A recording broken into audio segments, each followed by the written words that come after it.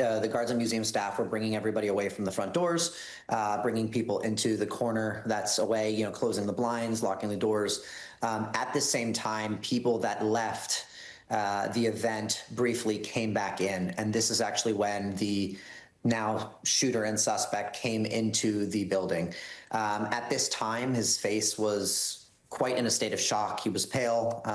Shooting two people definitely doesn't sit well with anybody's conscience. So, unbeknownst to all of us, we didn't realize that he was a shooter at this time. People were checking in on him. Are you okay? Were you shot? We thought he was a bystander in what we thought was larger DC crime. People brought him water, making sure that he was okay. Yeah, I actually immediately could tell his parasympathetic nervous system was so dysregulated. My natural instinct is, I'm an empath. Are you okay? Can I bring you water? He says yes. And so then last thing I did before he brandished the keffiyeh was I had just handed him the cup of water. Yeah, so essentially what happened is about 5-10 minutes after he enters the museum, the cops start to enter the space. He immediately walks up to the cop. He turns himself in. He says, I did this for Gaza. And he starts his Free Palestine chant. Free Palestine, there's only one solution, Intifada revolution.